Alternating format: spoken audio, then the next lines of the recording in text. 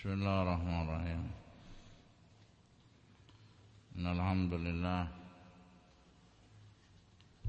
hamdan katsiran thayyiban mubarakan fihi kama yuhibbu rabbuna wa yarda.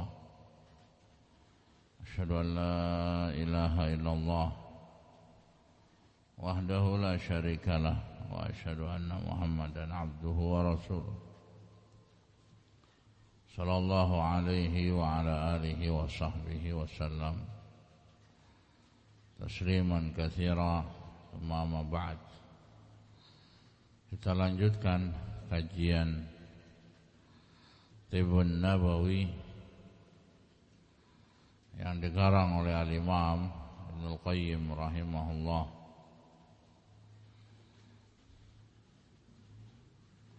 Berkata Imam Ibnul Qayyim rahimahullah, walil badani thalathatu ahwal. Yang namanya badan manusia itu ada 3 keadaan.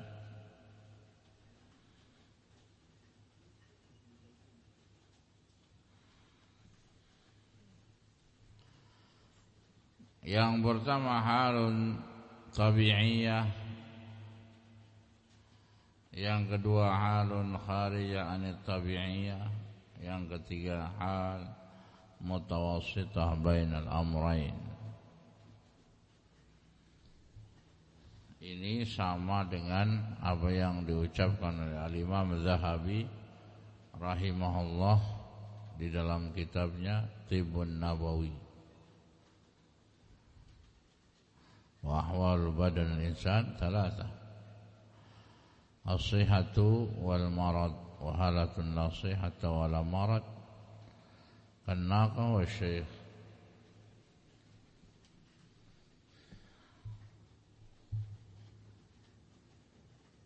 Badan manusia, kondisi tubuh manusia itu ada 3. Kondisi yang pertama alamiah, secara tabiat manusia secara alami sehat-sehat saja, makan, minum, buang air kecil, buang air besar, tidurnya standar,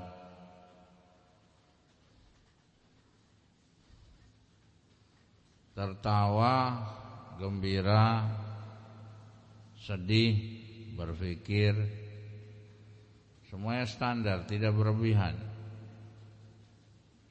Senang, takut, semuanya standar, tidak kurang, tidak lebih. Maksudnya ketika ada faktor-faktor pendorong yang membuat dia tertawa, ya dia tertawa. Ada faktor-faktor yang membuat dia sedih, ya dia sedih. Itu alamiah. Alamiah. Saudaranya, kakaknya meninggal, dia sedih. Ya alamiah, sedih manusia. Beda lagi kalau pagi sedih, siang sedih, sore sedih, malam sedih. Dan sedihnya bertahun-tahun lamanya. Ini kan berbeda. Berarti normal enggak? Tidak alami, tidak normal. Makanya kata Imam Ibnul Qayyim rahimahullah di sini, keadaan yang pertama badan manusia itu secara alamiah, tabiat, ya berjalan sehat-sehat saja, tidak ada gangguan. Keadaan yang kedua, kharijah anit tabi'iyah, keluar dari tabiat asalnya. Tabiat asalnya misalkan pagi habis subuh. Habis subuh biasanya apa sih acaranya habis subuh?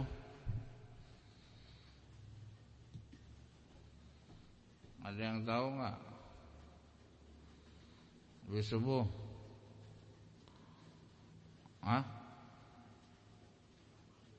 Badan bukan murojaah. Murojaah di pondok. Ini badan manusia, kita bicara badan manusia.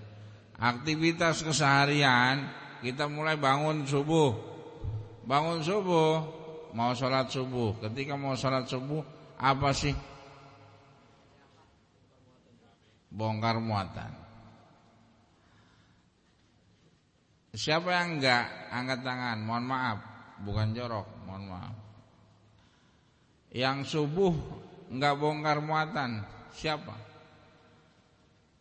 Berarti kan semua bongkar muatan. Ini kan laki-laki, perempuan ya senyum aja. Paham? Ini aktivitas loh. Tapi sekarang subuh, pada subuh.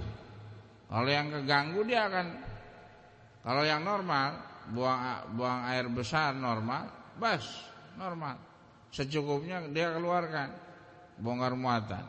Lah sekarang kalau nggak normal, dia akan berjam-jam di mana? Kamar mandi, itikaf, kelamaan. Itu nggak normal.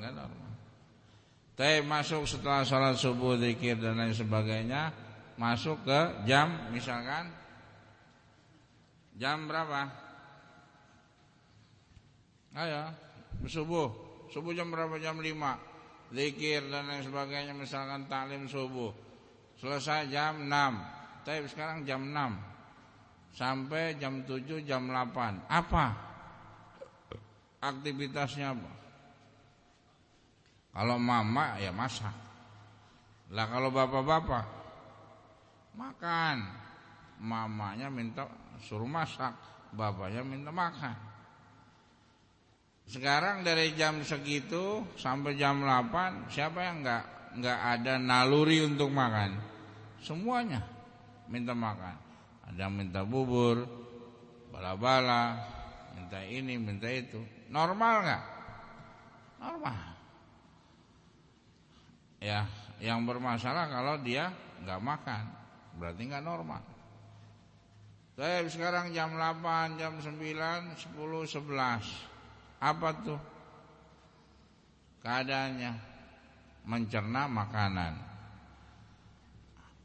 Ada yang ngantuk enggak? Ada yang ngantuk, ada yang enggak. Tapi setengah 12. Masuk setengah 12. Keumumannya gimana? Alamiah tubuh kita gimana? Lapar lagi. Ada yang nyari ketoprak, nasi padang, nasi warteg. Al-muhim dia cari sendiri. Sampai jam 12, setengah 1. Lewat itu masih ada yang lapar, ada yang normal lagi. Ya. Masuk jam 2, jam 3 asar. Ya. Tapi pada asar sampai maghrib, kira-kira apa aktivitasnya? Ada yang lapar, ada yang enggak? Ya kan? Ada yang kuat misalnya habis asar sampai maghrib, ada yang kuat secara alamiah dia nahan lapar. Ada yang kondisinya sakit, tulang, pinggang. Ada yang kencing terus di sore hari ini. Berarti kan enggak secara alamiah tidak normal. Keluar dari alamiah keberadaan tubuh seseorang yang sehat. Itu pada asar sampai pada maghrib. Pada maghrib sampai isya. Kira-kira apa? Lapar lagi enggak? Hah? Kencot. Iya, lapar lagi. Itu alamiahnya. Pada isya. Baik. Pada isya kira-kira sejam, 2 jam setelahnya. Ngapain?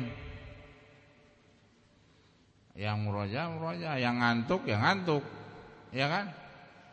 Sampai misalnya klub jam 9, jam 10 udah ngantuk. Lah sekarang kalau yang enggak ngantuk jam 9, 10, 11, 12, jam 1, jam 2, jam 3 sampai subuh enggak tidur, kira-kira badannya normal atau ada gangguan? Gangguan lah. Kalau sehari 2 hari ya mungkin kecapean. Tapi kalau berbulan-bulan, berhari-hari, berbulan-bulan, mungkin menahun. Kira-kira badan orang itu gimana? Normal enggak kira-kira? Kan tidak. Itu dia. Itu normalnya keberadaan manusia seperti itu. Subuh lagi ya sama, ngulangin lagi. Nah, kemudian keberadaan yang ketiga kata Imam Ibnu Qayyim rahimahullah, wa halun mutawassithah bainal amrayn, keadaan pertengahan antara keduanya. Ya. Fal ula, adapun yang pertama, biha yakunul badan sahihan, keberadaan yang pertama badan menjadi sehat.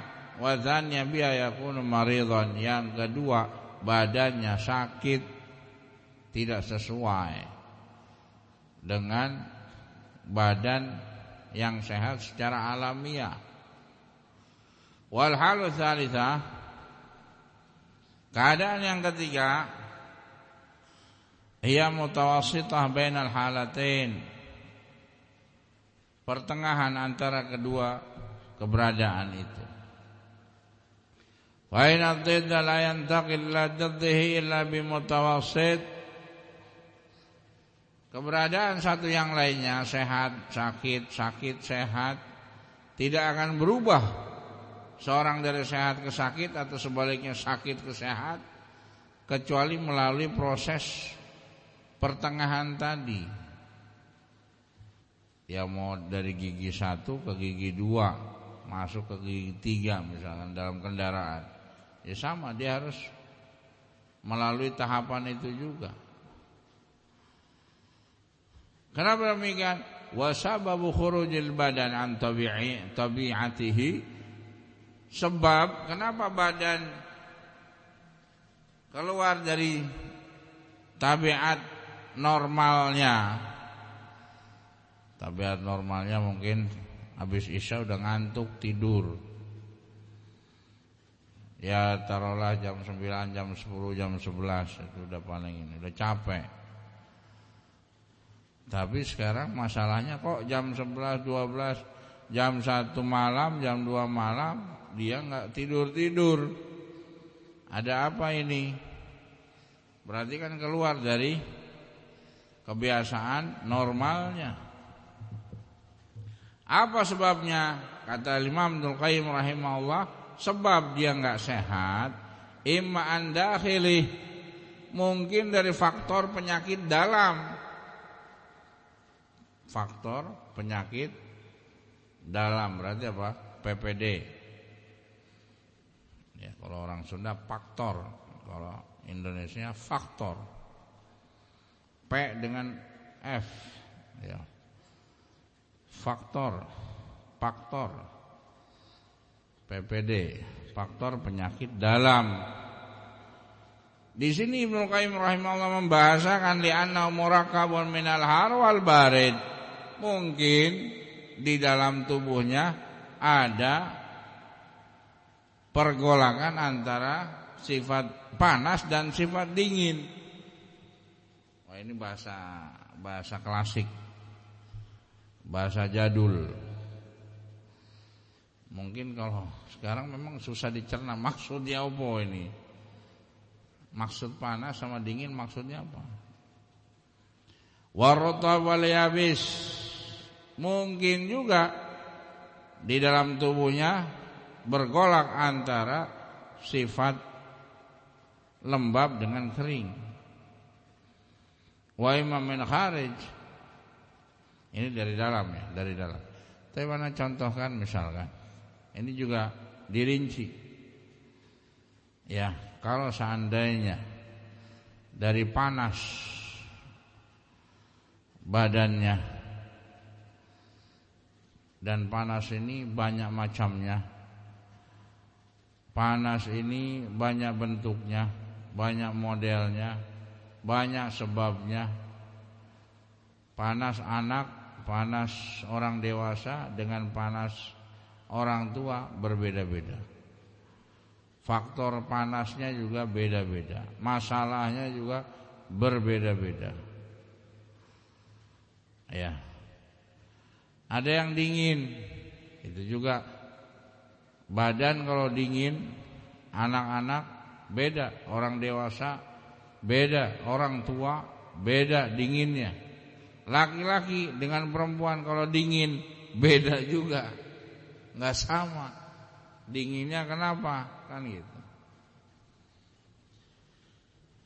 Ini bahasa memang bahasa dulu ya. Kalau sekarang mungkin susah difahami maksudnya apa. Ya.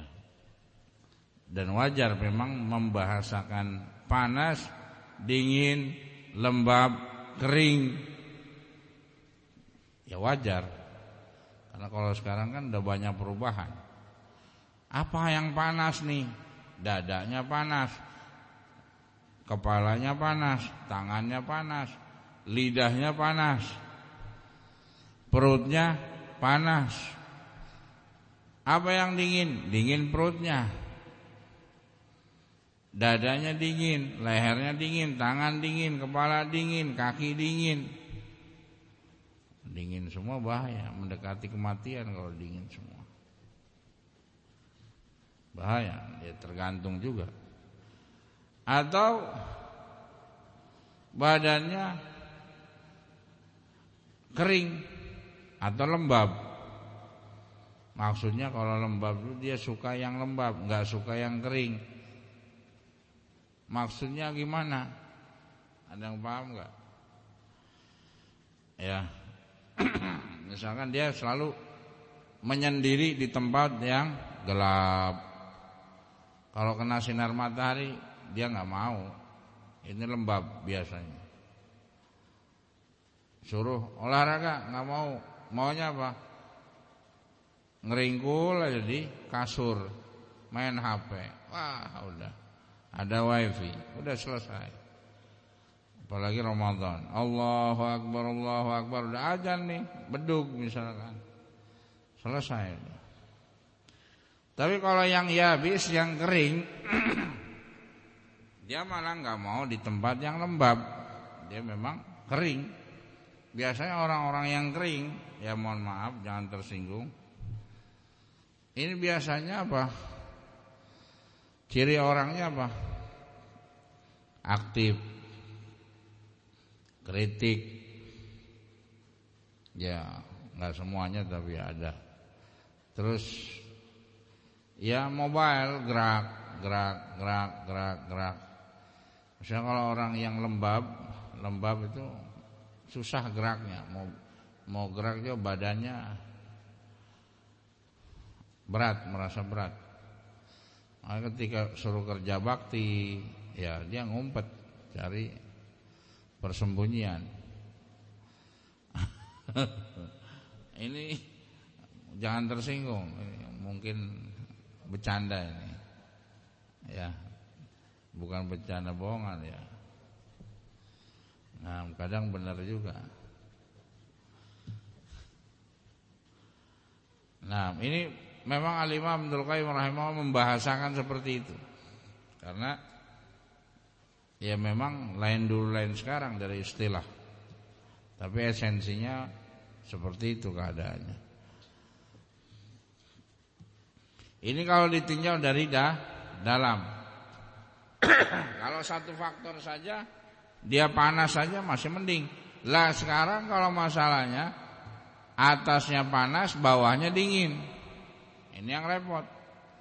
Atau bawahnya dingin, atasnya panas. Sebelah kanan dingin, sebelah kiri panas. Ini kan ada yang seperti itu. Makanya keluar dari tabiat alamiah ya masing-masing yang ada. Ini ditinjau dari segi dalam, faktor penyakit dalam. Dan ini bertingkat-tingkat. Ini juga bertingkat, berlevel.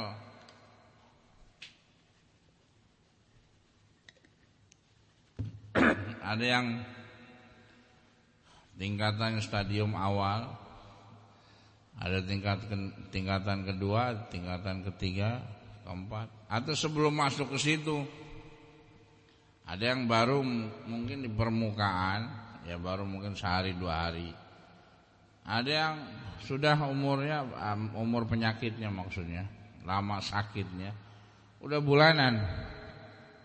Ada yang sudah menahun, baru masuk setahun, 2 tahun, 3 tahun. Ada yang lebih dari 10 tahun, masing-masing beda. Keadaan masing-masing beda. Bisa difahami nih. Nah, ini kata Imam Abdul Qayyim rahimahullah, kalau ditinjau dari segi penyakit dalam.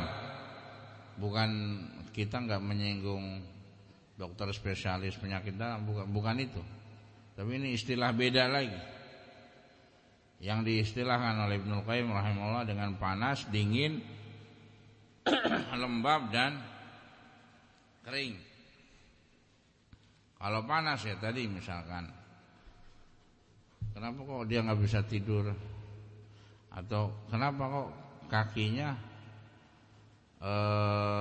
kepanasan? Kok kaki saya panas? Kaki kanan panas atau tangan kanan panas? Nggak megang api panas. Kok bisa? Ya bisa.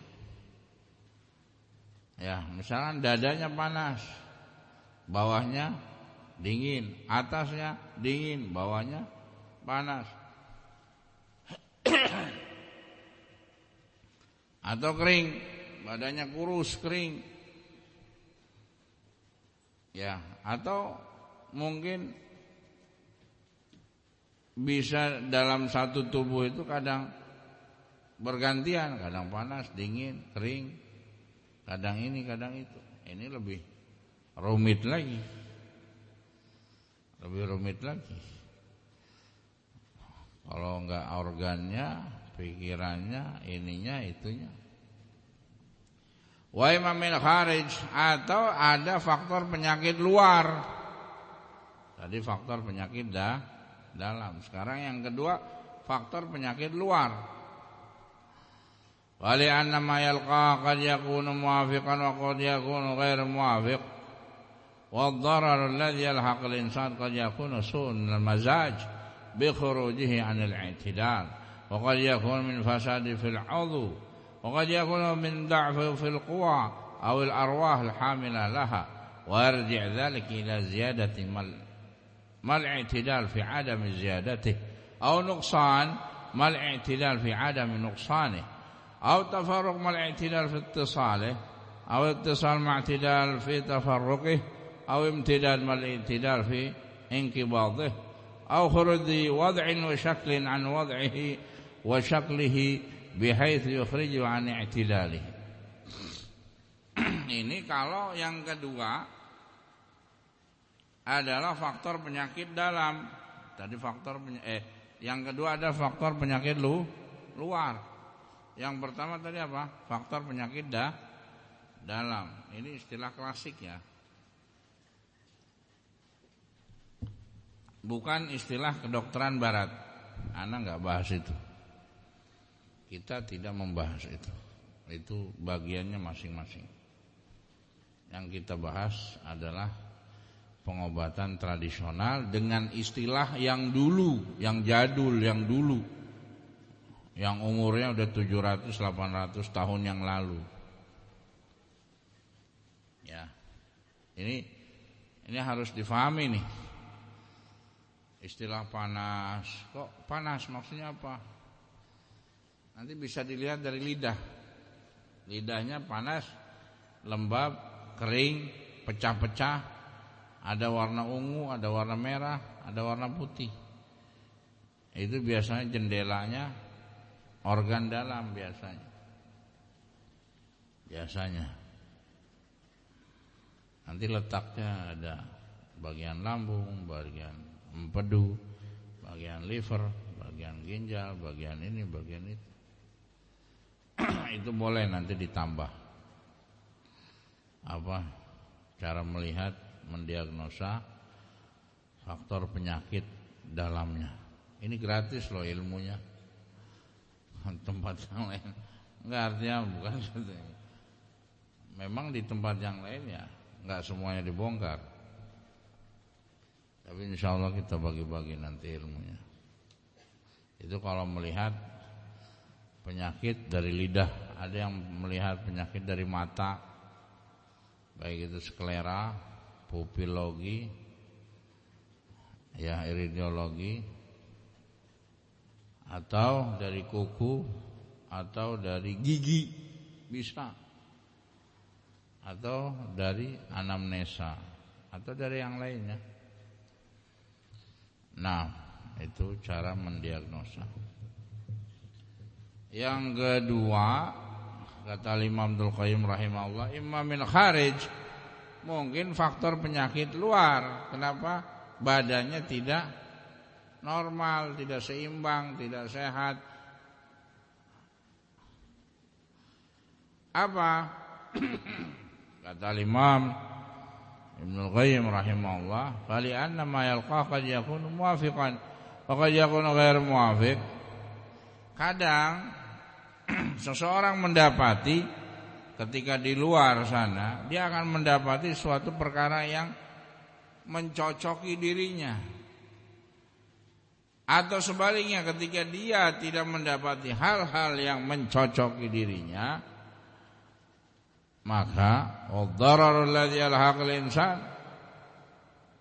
sehingga akan mengakibatkan kemudaratan. Sedangkan kemudaratan yang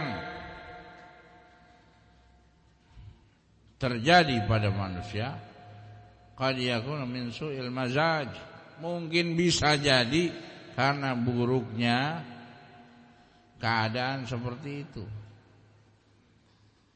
yang keluar dari alamiah, keadaan alamiah. Misalkan ada angin, ya dia faktor penyakit luar nih, angin. Karena apa? Pengendara motor, ya pengendara motor. Kira-kira kalau tahunan dia mengendara motor tanpa jaket lagi, kira-kira ke badan gimana? Pengaruh nggak? Pengaruh. Atau nelayan, angin laut, biasanya nelayan ini gimana? Kedinginan atau kepanasan? Apa tergantung? Ya? Siang kepanasan, malam kedinginan. Di mana dulu nih? Harus dirinci. Nah,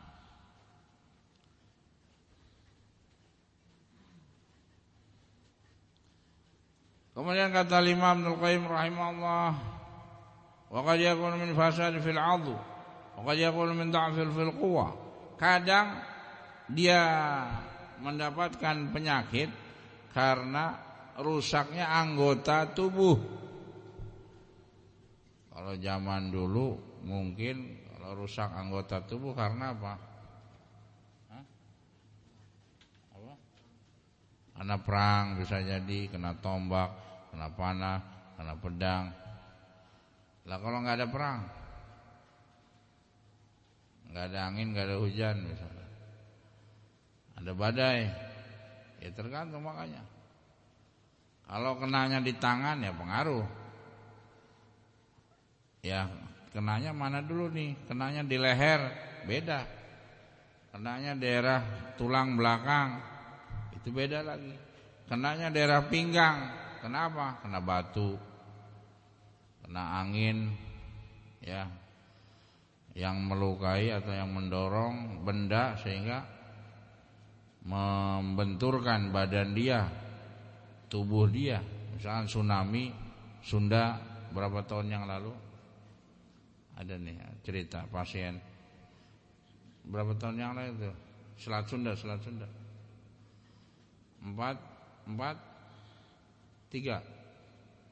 tahun.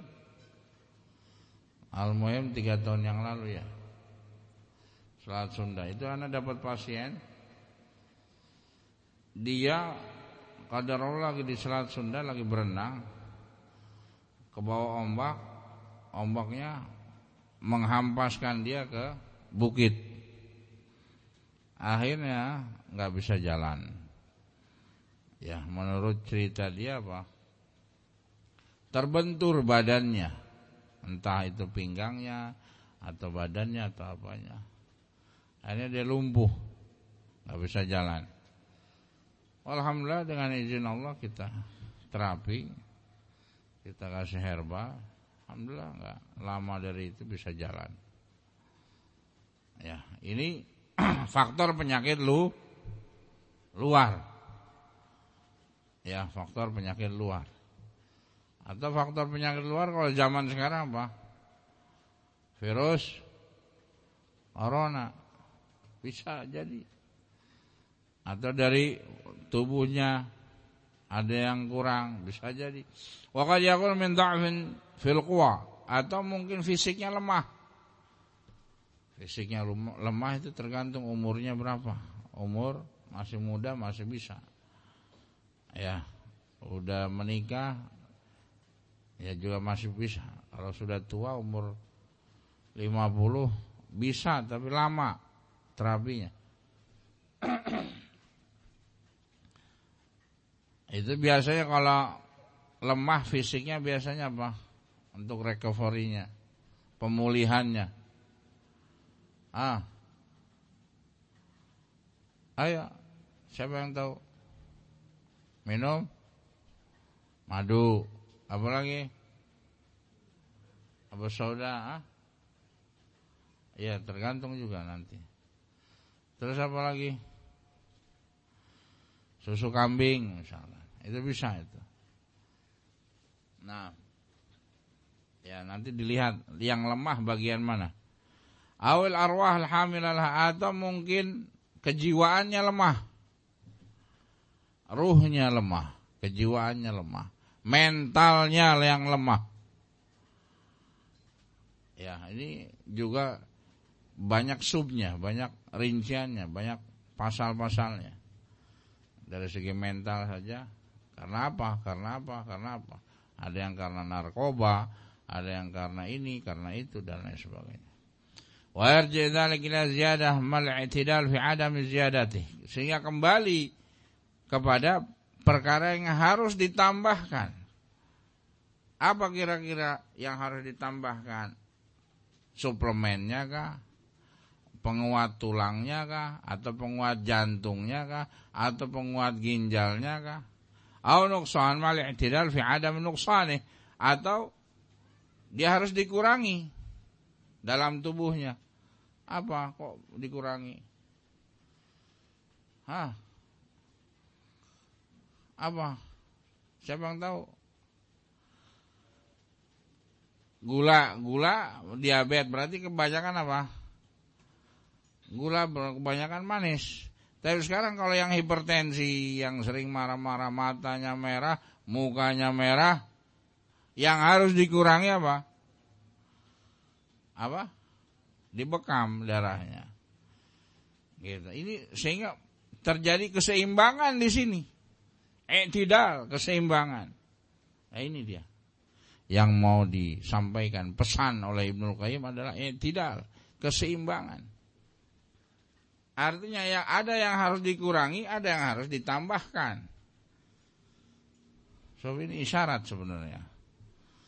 Walaupun bahasanya, gaya bahasa zaman dulu. Paham? Paham nggak maksudnya? Nyambung nggak maksudnya? Ya. Lah sekarang kalau dia darah tinggi misalnya, makannya sop kambing terus, duren sama Coca-Cola, kira-kira gimana? Wassalam. Ya. Wassalam, kira-kira seperti itu. Lah sekarang orang sudah lemah, dikurangin dikurangin atau dilemahkan lagi, kira-kira pas enggak? Akan seimbang enggak tubuhnya? Tidak akan. Kan gitu. Sehingga tukang herbal jangan cuma jualan doang. Oh ini bagus, tahu-tahu tambah stroke. Ya namanya penjual, pengennya lah laku, apalagi corona ini, sepi misalkan. Jangan gitu. Ketika dia memang harus dibekam, dikeluarkan darahnya, maka keluarkan darahnya. Atau ketika dia lemah ya, itu masuklah herbal yang sifatnya tonik, menguatkan. Atau tabarruk mal i'tidal fi ittisalih, atau harus ada yang dipisahkan dari tubuhnya. Dipisahkan dari tubuhnya. Ya mungkin kalau zaman dulu ya ada dokter bedah atau apa. Ya, itu bagi yang ahli, yang enggak ya enggak bisa. Enggak sembarangan. Ya, awal ittisal mal i'tidal fi tafarruqi, atau ada sesuatu yang harus disambungkan. Misalkan tangannya kebentur sehingga engselnya lepas, copot, maka harus dimasukin lagi. Sama kaki pun seperti naik motor kecelakaan, tahu-tahu engsel pahanya itu lepas, ya masukin lagi. Itu ada ilmunya sendiri. Ya, misalnya nguap, ada nih pasien juga nguap, lah nggak bisa nutup lagi, dia nguap gini aja. Ada nggak? Ada, bukannya nggak ada. Ya, akhirnya untuk ngerapetin lagi butuh duit 10 juta. Kira-kira gimana? Ya memang seperti itu keadaannya. Awam tidak mal-i'tidal fi inqibadhi. Atau ada yang harus diberikan suplemen tambahan. Au khuruji wad'in wa syaklin, ya atau ada anggota tubuhnya yang patah atau bentuknya berbeda, ya bihaitsu yukhrijuhu an i'tidali, yang mana tidak normal dari biasanya, tidak normal dari biasanya. Intinya kata Imam Ibnu Qayyim rahimahullah, fattabibu, seorang tabib. Intinya nih, berapa menit lagi?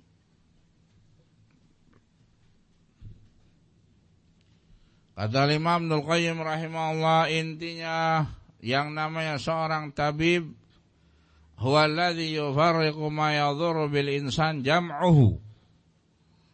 Dia harus paham mana-mana yang harus dipisahkan ketika ya suatu perkara itu tergabung pada tubuh seorang manusia.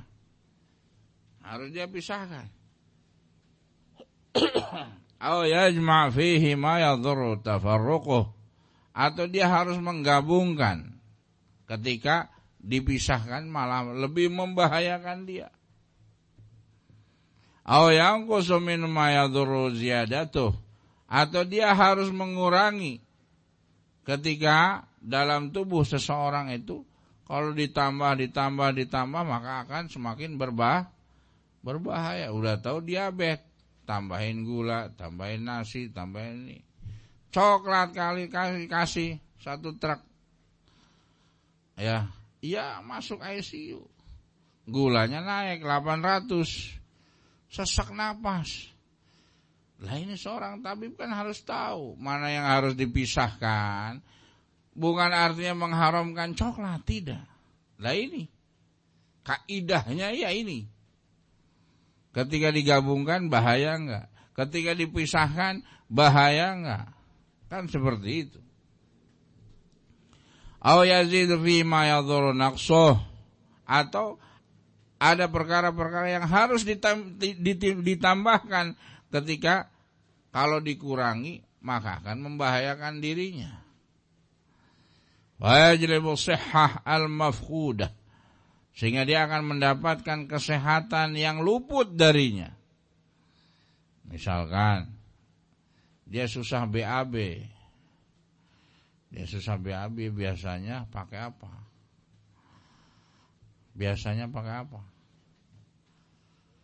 Hah? Itu bertingkat-tingkat loh. Ada yang baru, susahnya baru, ya itu masih mudah. Ya, paling pakai buah-buahan, paya dan lain sebagainya. Lah kalau susah atau pertengahan,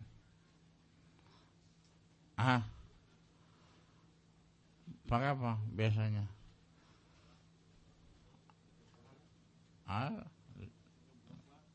Broklat. Lah ini yang herbal dulu. Baden broklat. Bahaya, ada yang tersinggung nanti. Biasa pakai apa? Teh hijau. Kalau nggak bisa juga, misalnya jati Cina, ya, atau daun kemuning bisa. Almond itu kan bertingkat-tingkat, levelnya, tahapannya. Ya, nggak bisa langsung naik ke mana? Obat atau herbal yang lebih tinggi, nggak bisa. Biasanya kalau kelebihan dosis bisa muntah-muntah, pusing dan lain sebagainya. Ini bahaya. Sehingga kata Imam Abdul Qayyim rahimahullah, wa yahfadhuha bisyakl wasyabah wasyubah wasyibah. Dengan dia bisa membedakan antara satu dengan yang lainnya, akan menjaga tubuhnya dengan keseimbangan tubuhnya. Wa yarfa'ul 'illal mawjuda bid-dhidd wan naqid. Dan dia bisa melawan penyakit ya yang ada pada tubuhnya, pada dirinya, baik metodenya dikurangi atau dilebihkan atau digabungkan, ya, wa yukhrijuha, dan dia bisa melawannya, mengeluarkan penyakit dari tubuhnya. Wa yadfa'uha bima yamna min husuliha bil himyah, dan dia bisa melawan penyakit dengan al-himyah, pencegahan, lebih baik daripada mengobati. Wa satara hadza, dan engkau akan bisa melihat ini semua fi kulli hadi Rasulillah sallallahu alaihi wasallam. Ini porosnya ada pada bimbingan Rasulullah sallallahu alaihi wasallam. Syafian kafian bihaulillah wa quwwati wa fadli wa ma'unatihi, dengan sempurna, jelas, gamblang, bihaulillah, dengan kekuatan dari Allah, daya dari Allah, keutamaan dari Allah, pertolongan dari Allah subhanahu wa ta'ala. Karena ini intinya tibun nabawi, pengobatan Nabi. So, lihat. Wallahu a'lam bishawab. Alhamdulillah rabbil alamin.